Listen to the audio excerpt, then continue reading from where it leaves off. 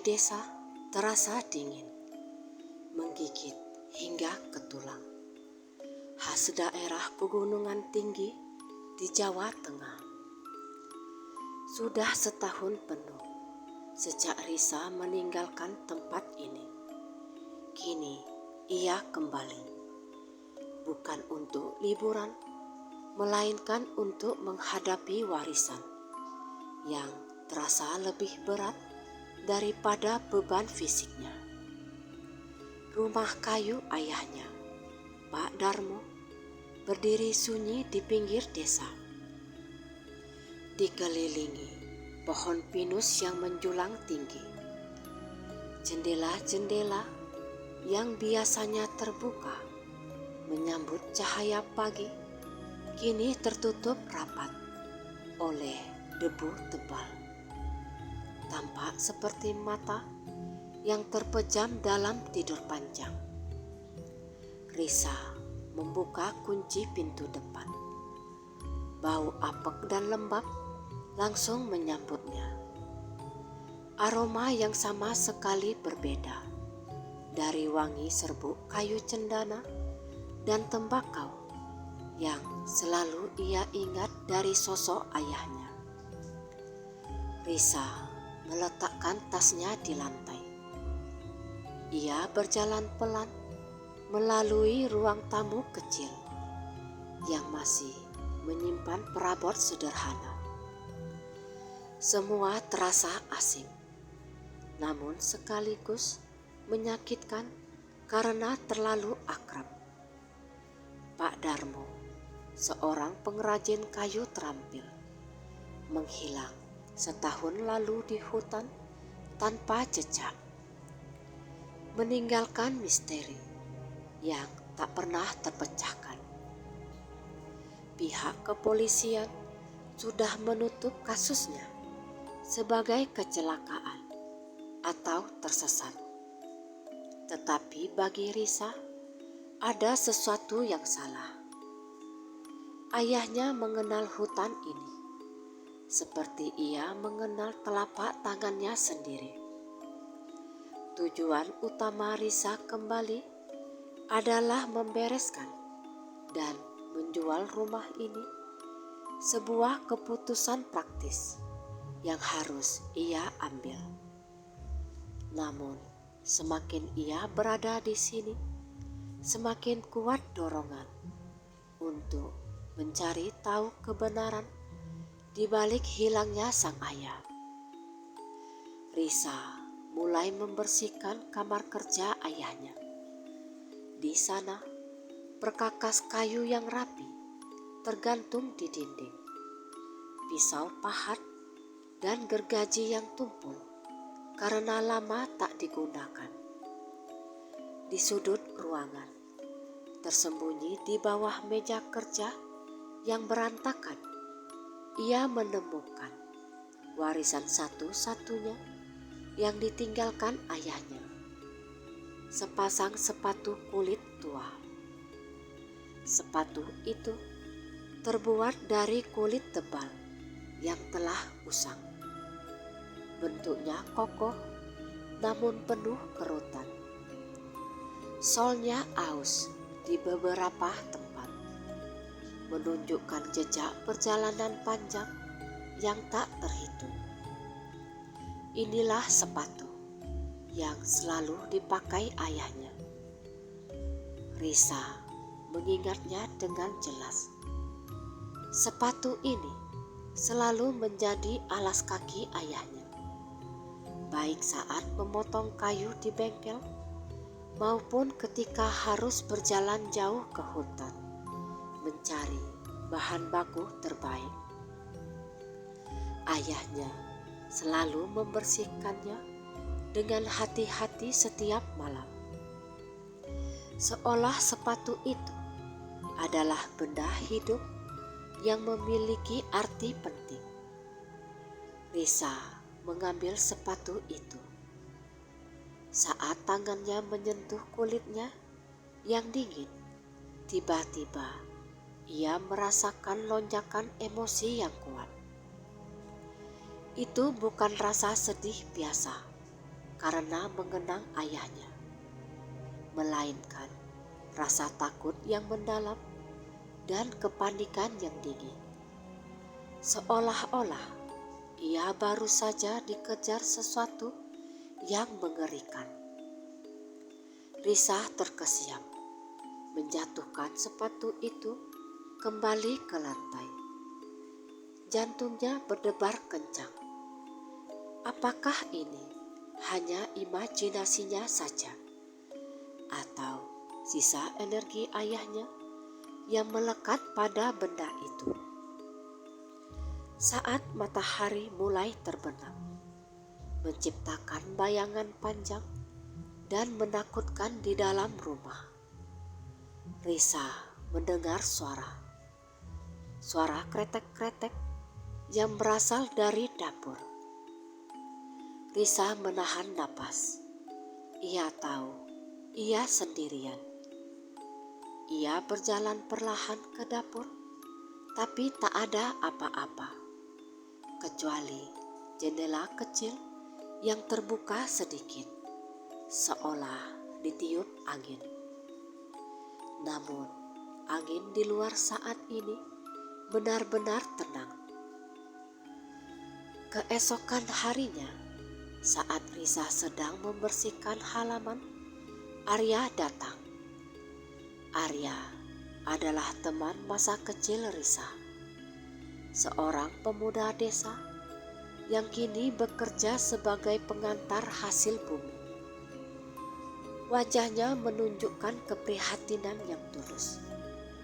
"Risa, syukurlah kau kembali," sapa Arya pelan, memberikan senyum simpati. "Bagaimana kabarmu?" "Aku baik, Arya. Hanya mencoba menyesuaikan diri lagi," jawab Risa menunjuk ke rumah. Rumah ini terasa sangat berbeda tanpa ayah. Arya mengangguk. Matanya menatap ke arah hutan yang membentang di belakang rumah. "Ayahmu, Pak Darmo, sebelum ia menghilang, ia memang berubah. Aku sering melihatnya. Ia terlihat sangat gelisah, seperti dikejar sesuatu. Ia bahkan berhenti menyapa warga seperti biasanya." "Berubah? Apa maksudmu, Arya?" tanya Risa dengan mata membulat. "Ya, beberapa bulan sebelum beliau pergi, ia mulai menyimpan rahasia. Ia sering membawa sepasang tas besar ke dalam hutan, lalu kembali dengan tangan kosong. Namun, ia tampak lebih lelah dan khawatir. Ia bahkan pernah memintaku untuk tidak bertanya tentang pekerjaannya di gunung." Arya berhenti sejenak, seperti sedang menimbang kata-katanya. Hal terakhir yang aneh adalah ia selalu mengenakan sepatu tuanya itu, bahkan di saat tidur.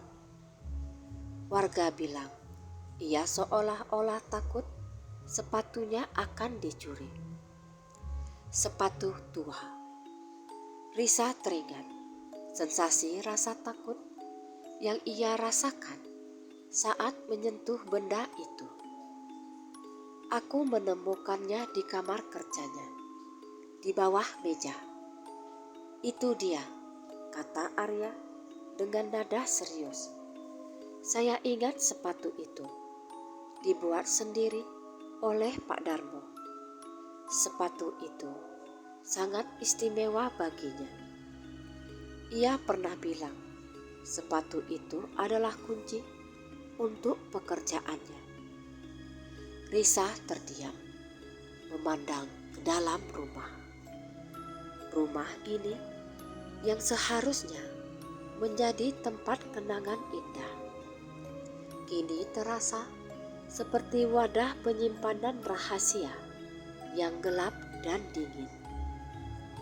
Ia tahu menjual rumah ini tanpa mengetahui kebenaran adalah pengkhianatan terhadap kenangan ayahnya. Malam itu, Risa tidak bisa tidur. Ia mengambil sepatu tua itu dan membawanya ke tempat tidur. Ia membelainya, mencoba merasakan kembali getaran emosi yang aneh itu. Malam semakin larut. Angin di luar mulai bersiulan lembut. Terdengar seperti bisikan memanggil dari kejauhan. Risa akhirnya memutuskan ia tidak akan menjual rumah ini. Setidaknya belum. Ia harus memulai pencarian, dan kunci dari misteri ini ia yakini ada pada sepasang sepatu tua yang kini dingin dan sunyi di tangannya. Perlahan, didorong oleh insting yang tak bisa ia jelaskan, Risa meletakkan kaki kanannya ke dalam sepatu kulit yang tebal itu. Seketika, seluruh tubuh Risa menegang. Ia tak lagi merasakan dinginnya udara pegunungan. Yang ia rasakan adalah desakan yang membakar. Seolah kakinya tiba-tiba memiliki tujuan. Sebuah arah yang jelas dan tak terhindarkan. Menuju ke dalam hutan, ke tempat gelap di mana ayahnya menghilang. Ia menarik kakinya keluar dengan cepat. Sepatu itu bukan hanya warisan. Itu adalah peta, atau mungkin lebih tepatnya sebuah undangan dari dunia yang tak terlihat. Setelah kejadian malam itu, Risa tidak lagi ragu. Sepatu tua ayahnya membawa beban yang jauh melampaui kulit dan solnya yang usang. Itu adalah semacam kompas spiritual, atau lebih mengerikan lagi, sebagai alat komunikasi yang terikat pada takdir ayahnya yang hilang. Keesokan paginya, Risa memberanikan diri untuk kembali mengenakan sepatu itu. Begitu kakinya masuk, sensasi desakan yang membakar itu muncul lagi. Namun kali ini, Risa membiarkannya. Ia merasakan kakinya ditarik, langkahnya menjadi lebih cepat. Seolah tubuhnya bergerak otomatis menuju titik tertentu. Sepatu itu menuntunnya keluar dari desa, ke jalan setapak yang menanjak curam menuju lereng gunung. Daerah yang dikenal penduduk setempat sebagai Punggung Sunyi. Sebuah kawasan hutan yang lebat dan jarang dijamah. Risa berjalan selama hampir 1 jam, melewati semak-semak dan akar pohon yang melilit. Langkahnya terasa mantap, seolah sepatu itu telah menghafal setiap lekukan tanah. Tiba-tiba, sepatu itu terhenti di depan sebatang pohon beringin tua yang sangat besar. Akarnya menjulang seperti tangan raksasa. Risa menarik nafas dalam-dalam, merasa hawa di sekitarnya berubah drastis menjadi lebih berat dan mistis. Saat ia sedang mengamati lingkungan, seorang wanita tua muncul dari balik rumpun bambu. Wajahnya dipenuhi kerutan bijaksana dan matanya tampak teduh, namun memancarkan pengetahuan yang sangat dalam. Dialah Mbah Tini, tetua spiritual yang dihormati di desa itu. Anak muda, langkahmu terlalu cepat untuk seseorang yang sedang mencari kedamaian, ujar Mbah Tini dengan suara serak namun tegas. Risa terkejut, namun segera menunduk hormat. Mbah Tini, saya sedang mencari kejelasan tentang ayah saya. Mbah Tini tersenyum tipis. Matanya tertuju pada sepatu yang dikenakan Risa. Sepatu itu yang membawamu kemari. Risa menggenggam erat tangannya. Mbah tahu tentang sepatu ini? Saya tahu banyak hal yang memilih untuk tidak diucapkan, Nak. Sepatu itu dibuat dengan niat, dan niat itu mengikat. Sepatu itu adalah titik temu antara duniamu dan tempat ayahmu berada saat ini. Arwahnya belum tenang, Nak. Ia terikat pada sebuah janji yang belum terpenuhi. Sebuah rahasia yang ia bawa di saat ia menghilang. Mbah Tini menjelaskan bahwa Pak Darmo, karena hasratnya yang besar untuk menciptakan karya kayu terbaik, mungkin telah menggunakan cara yang melampaui batas kewajaran. Di kawasan Punggung Sunyi ini, ada entitas penjaga alam yang sering berinteraksi dengan manusia, yang memiliki hasrat kuat memberikan bantuan dengan imbalan sebuah komitmen abadi. Sepatu itu adalah ikatan pertama komitmennya, dibuat dari bahan pilihan yang hanya ada di sini. Saat ia memakainya, ia terhubung dengan perjanjian itu. Saat ia menghilang, ia belum menyelesaikan pertukarannya.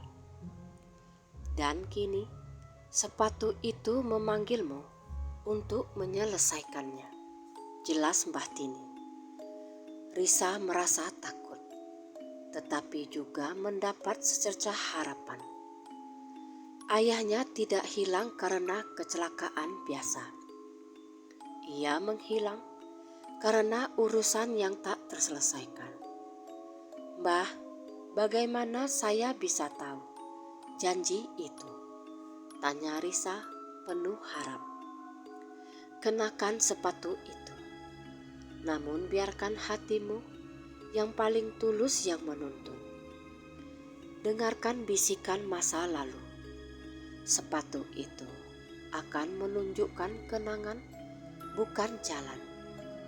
Jalan harus kau temukan sendiri, pesan Mbah Tini. Sebelum ia perlahan menghilang di balik pepohonan, secepat ia datang, meninggalkan Risa sendirian di bawah pohon beringin raksasa.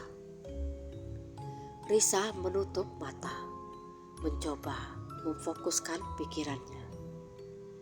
Ia mencoba merangkul rasa takut, mengubahnya menjadi tekad. Ia memejamkan mata erat-erat saat sepatu itu kembali bekerja.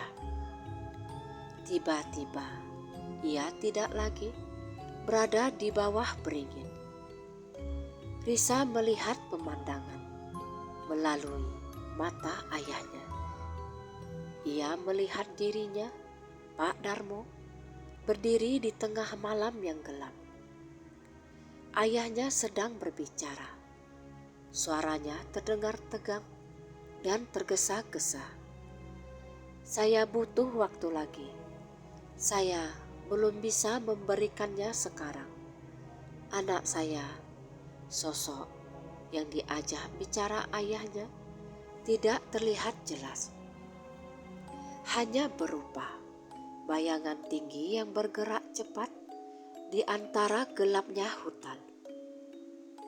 Kilasan itu hanya berlangsung beberapa detik, namun memberikan Risa petunjuk penting. Ayahnya bernegosiasi dengan sesuatu yang bukan manusia. Kali ini Risa melihat pemandangan di siang hari.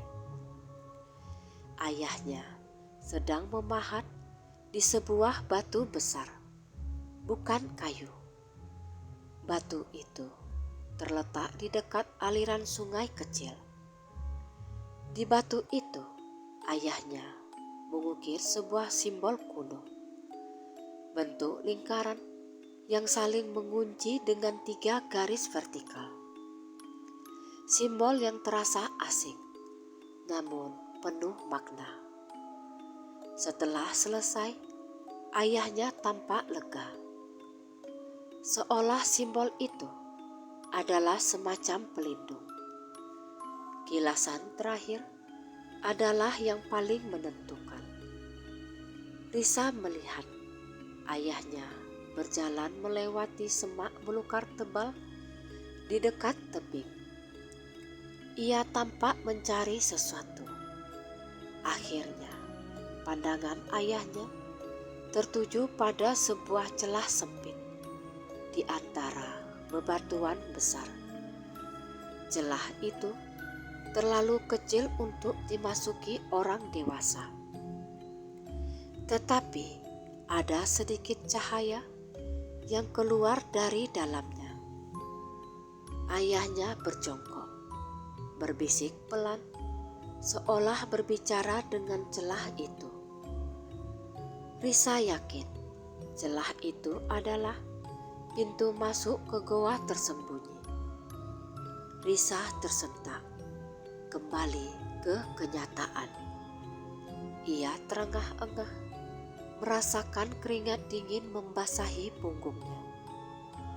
Sepatu tua itu bergetar di kakinya, seolah telah menyelesaikan tugasnya. Ia membuka mata dan melihat ke sekeliling. Kilasan memori itu menunjuk ke satu arah, tebing di sebelah barat daya, tempat yang jarang dijangkau karena medan yang berbahaya. Risa tahu ia tak bisa pergi sendirian. Ia segera kembali ke desa dan mencari Arya. Risa menceritakan semuanya, dari sensasi sepatu itu hingga kilasan memori yang ia dapatkan. Arya, meskipun awalnya skeptis, tidak bisa menyangkal kegelisahan dan keseriusan di mata Risa. Jadi, kau bilang sepatu ini adalah petunjuk ke gua yang tersembunyi di tempat ayahmu membuat janji, kata Arya dengan wajah pucat. Aku tak tahu apa yang ayah buat, Arya. Tapi goa itu ada. Aku harus menemukannya. Itu satu-satunya cara untuk membebaskan ayah, jawab Risa mantap. Arya mengangguk perlahan. Baiklah, ini masalah ayahmu yang juga aku hormati. Tapi tempat itu berbahaya. Aku akan menemanimu. Kita akan cari goa itu besok pagi. Dan Risa, kita akan bawa sepatu itu. Risa menggenggam sepatunya. Sepatu tua ini bukan lagi warisan sunyi. Ini adalah gerbang menuju kebenaran yang menyeramkan. Matahari bahkan belum sepenuhnya terbit ketika Risa dan Arya memulai pendakian mereka menuju tebing barat daya, dipandu oleh gambaran samar dari kilasan memori sepatu tua itu. Risa mengenakan sepatu itu, membiarkan langkah kakinya yang telah dipandu oleh arwah ayahnya menjadi pemandu utama mereka. Arya membawa senter, tali dan sedikit bekal. Ketegangan menyelimuti udara.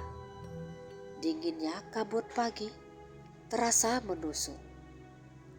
Setelah mendaki selama hampir 2 jam melalui medan yang berbatu dan licin, mereka tiba di area yang Risa kenang dari kilasan memori terakhir. Tebing curam yang ditutupi tanaman rambat liar. Arya dengan hati-hati memangkas semak-semak yang ada di sana, tersembunyi dengan sempurna di antara 2 bongkahan batu granit raksasa. Mereka menemukan celah sempit yang dijelaskan oleh Mbah Tini, yang ditunjukkan oleh sepatu itu. "Ini dia," bisik Arya. Suaranya dipenuhi rasa tak percaya. "Ini tempat yang sama digambar ayahmu."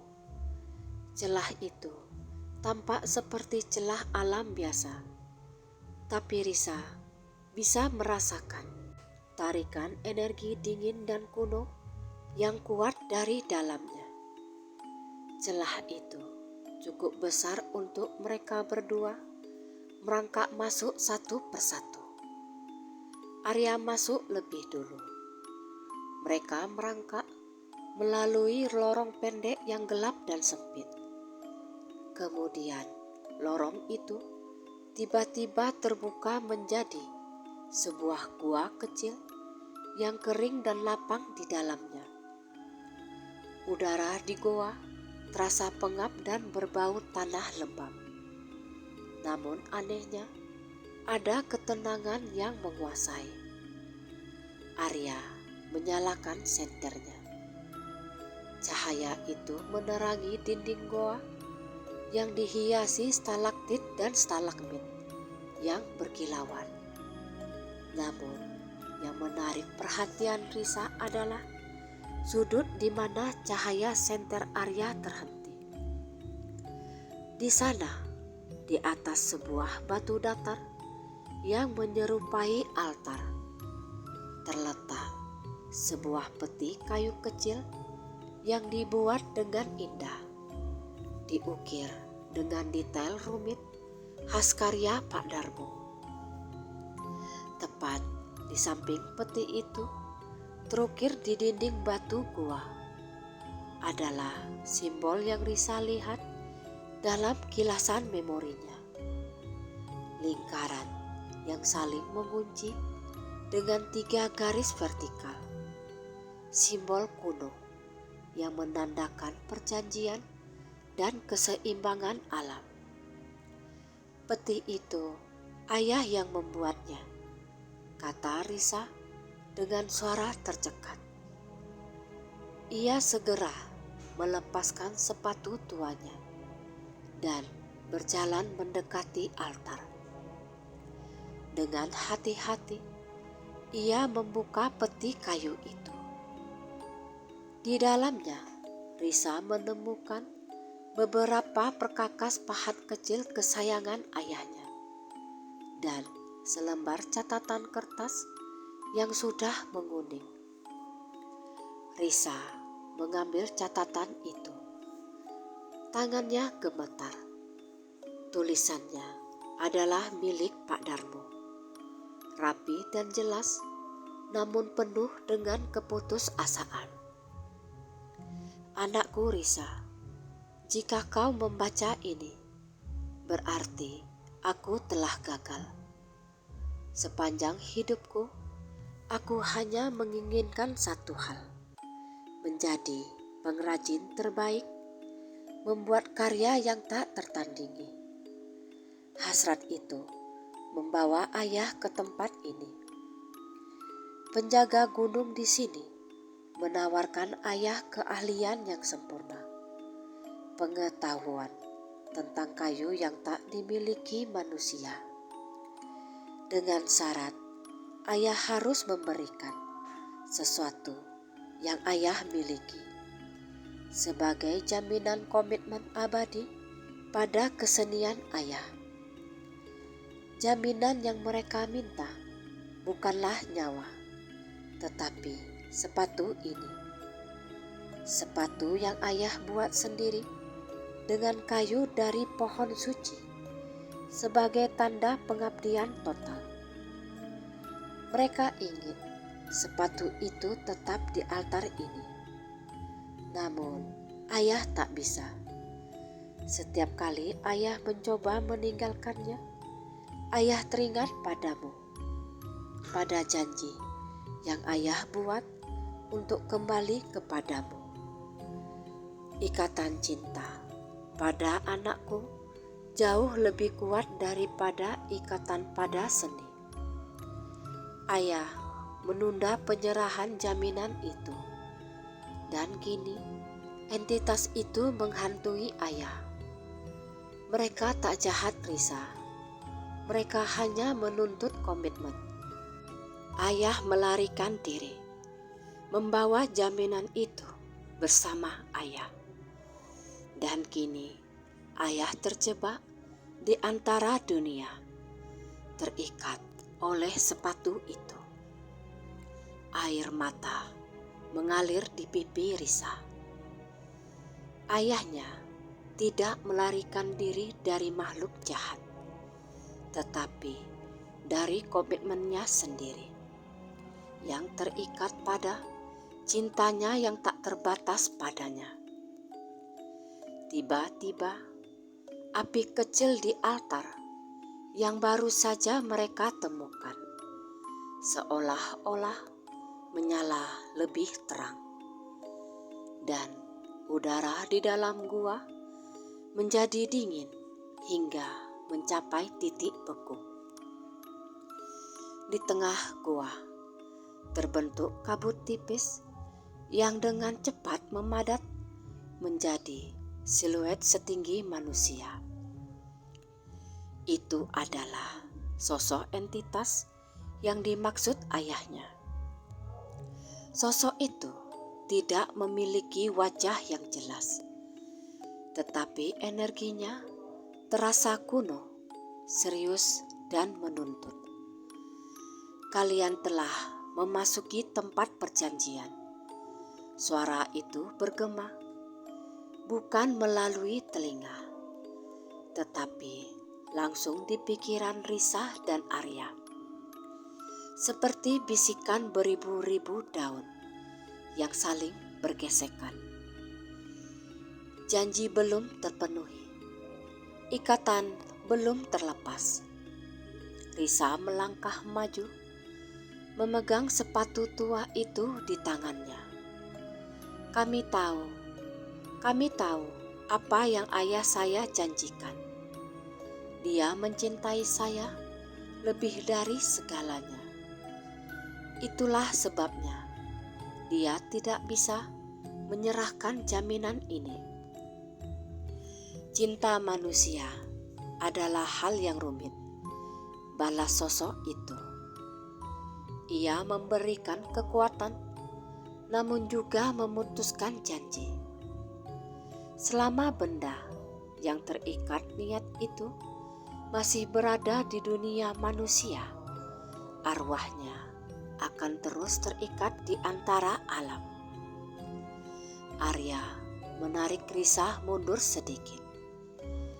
Apa yang kalian inginkan? Kami akan membayar denda. Kami akan lakukan apapun. Denda? Tanya sosok itu. Suaranya terdengar seperti tawa tanpa kegembiraan. Kami tidak membutuhkan harta duniawi.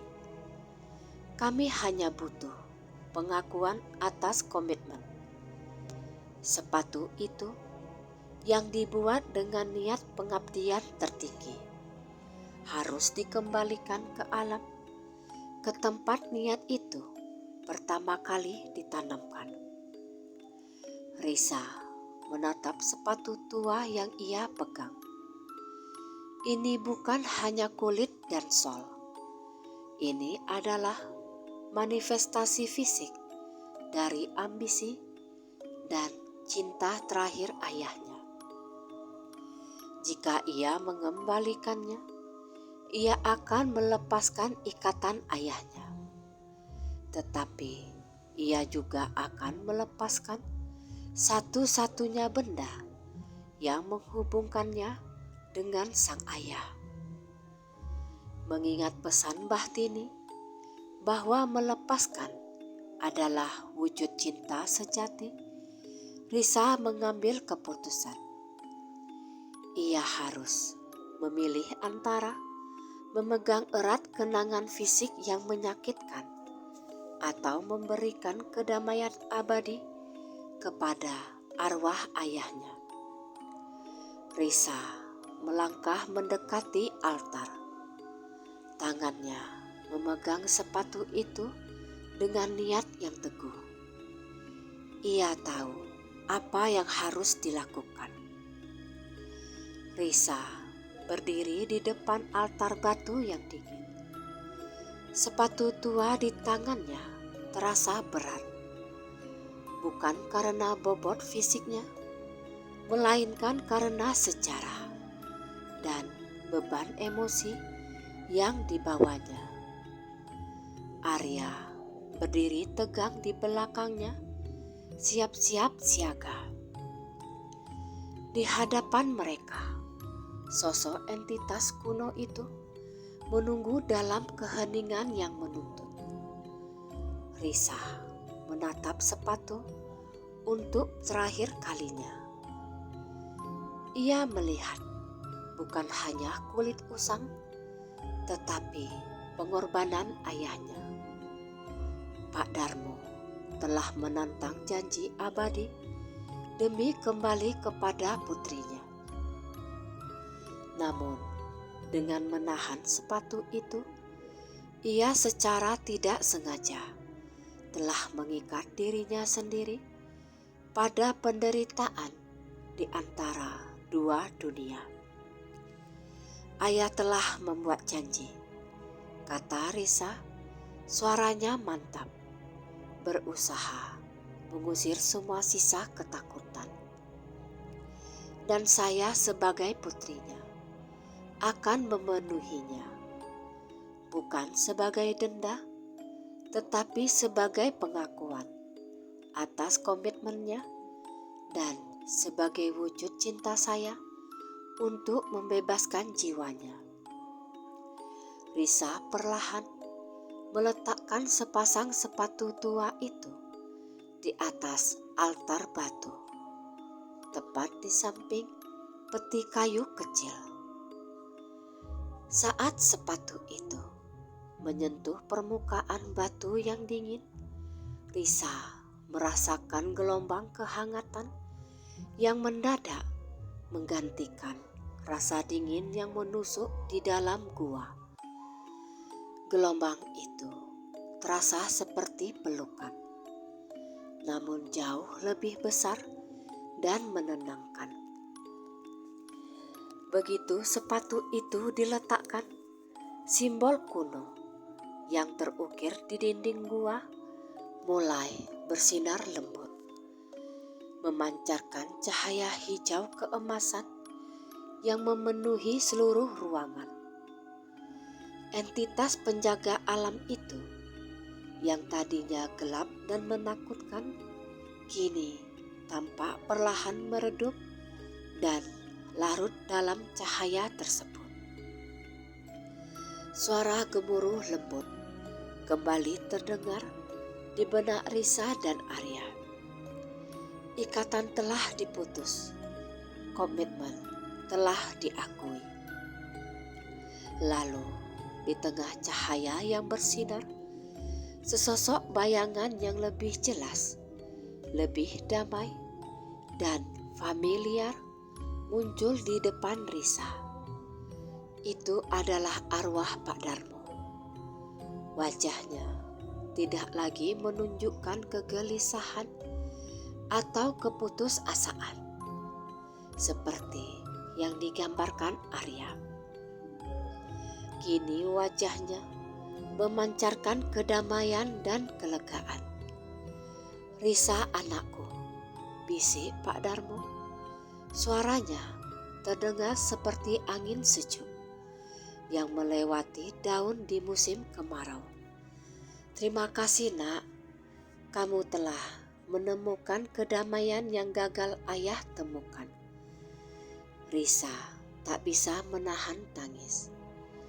Air matanya bercampur lega dan haru.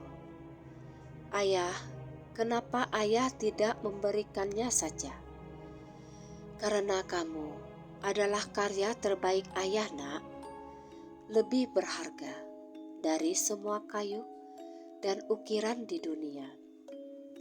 Sekarang janji telah terpenuhi. Jalani hidupmu dengan tulus nak." Arwah Pak Darmo tersenyum sekali lagi. Senyum yang begitu tulus sehingga terasa menghangatkan gua yang dingin itu. Tatapannya tertuju pada sepatu tua di altar yang kini mulai memudar, seolah-olah menjadi bagian dari batu dan alam di sekitarnya. Kemudian, bersama hilangnya sepatu itu, bayangan Pak Darmo ikut menghilang, larut bersama cahaya keemasan yang kini bersinar begitu terang. Ketegangan supranatural seketika lenyap. Gua itu kini hanya terasa seperti gua biasa, tenang dan hening. Risa dan Arya saling berpandangan. Mereka tahu semuanya telah berakhir. Arwah Pak Darmo telah menemukan jalan pulangnya. Mereka mengambil peti kayu kecil yang berisi perkakas ayahnya, warisan sejati yang tak terikat janji gaib. Saat mereka meninggalkan gua, mereka menutup rapat celah itu dengan batu dan semak, mengembalikan tempat itu pada keheningan punggung sunyi. Ketika mereka kembali ke desa, matahari pagi bersinar cerah, terasa lebih hangat dan bersahabat dari hari-hari sebelumnya. Rumah kayu Pak Darmo yang semalam terasa dingin dan berbisik, kini terasa penuh dengan kehangatan dan kelegaan. Aura gelap yang sebelumnya menyelimuti tempat itu kini telah hilang. Risa memutuskan untuk tidak menjual rumah itu. Ia menyadari bahwa warisan yang ayahnya tinggalkan bukanlah sepatu yang terkutuk, melainkan keterampilan dan cinta pada seni ukir. Ia memutuskan untuk meneruskan jejak ayahnya, yaitu menjadi seorang pengrajin kayu. Tetapi ia berjanji pada dirinya sendiri akan melakukannya dengan jalan yang murni dan tulus, tanpa mencari jalan pintas gaib. Arya yang telah melihat semua misteri itu kini menjadi pendukung terbesarnya. Mereka bekerja bersama-sama, membersihkan rumah dan mendirikan bengkel kayu kecil di halaman belakang. Risa belajar mengukir dengan perkakas ayahnya, dan setiap potongan kayu yang ia ukir terasa ringan, tidak lagi dibebani rasa takut. Beberapa bulan kemudian, Risa berhasil membuat ukiran pertamanya yang indah, menjualnya di pasar desa, dan mulai mendapat pengakuan.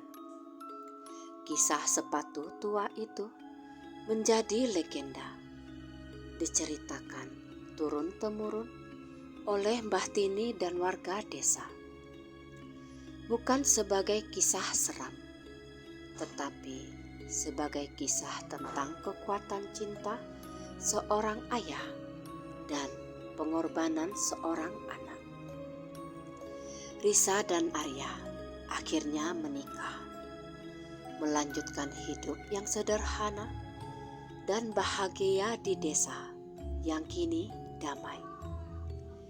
Risa tidak lagi memiliki sepatu tua ayahnya, tetapi ia selalu merasakan kehadiran ayahnya setiap kali ia memegang pahat, sebuah pengingat abadi bahwa cinta sejati selalu membawa kebebasan dan kedamaian.